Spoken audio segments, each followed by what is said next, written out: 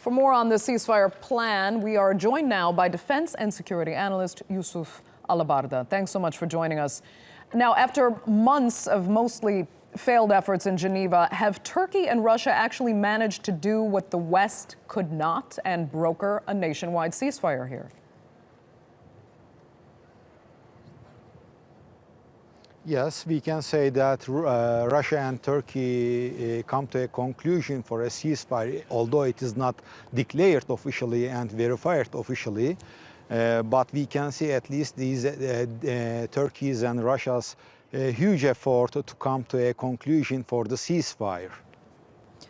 Okay, so the terms so far stipulate that terrorist groups will not be included in the ceasefire, but will those involved be able to agree on which groups qualify as terrorists? Yeah, although it is not officially declared which groups are the terrorist groups, but we can easily say that the Daesh will not be on the table, and PYD and PKK terrorist organization will never be on the table. And also some groups which is supported by the Al-Nusra groups, Islamist jihadist groups also will not be on the table.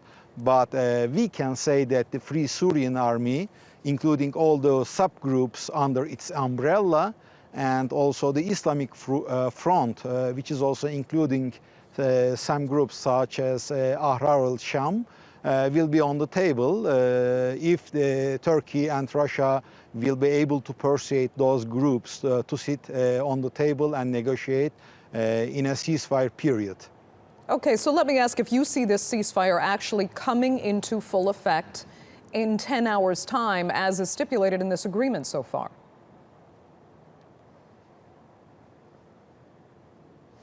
It will be only fully functioning starting from the midnight, but to understand this ceasefire is fully functioning depends on the sides, I mean the regime and the opposition parties should compromise on a win-win basis. Otherwise, it will never come to a solution in terms of bringing the peace to those lands. But one of the other most important issues for making the ceasefire fully functioning in this area, also the proxy foreign fighters who is fighting in Syria should leave the country immediately. And otherwise, it will never be functioning. These proxy foreign fighters functioning inside the Syria will not bring the peace to the country. I'm sorry, these proxy forum fighters are who exactly, and how should they be able to leave the country immediately?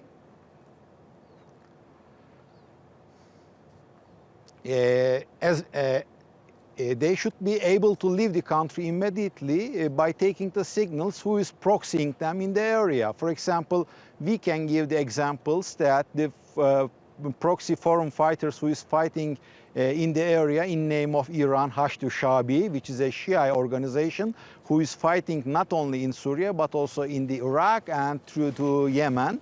And they are not the Syrian people, and also the foreign fighters who is fighting under the umbrella of Al-Nusra, who is coming from all over the world. I am not mentioning Daesh, which is fighting also with the foreign fighter, because the Daesh is fully another story that it will never be on the table. And also there are private military companies who is fighting on the side of the PYD, PKK terrorist organizations, and they are fighting for money. Okay. Yusuf Alabarda, we're going to have to leave it there. I'd like to thank you so much for joining us with your insight there from Ankara.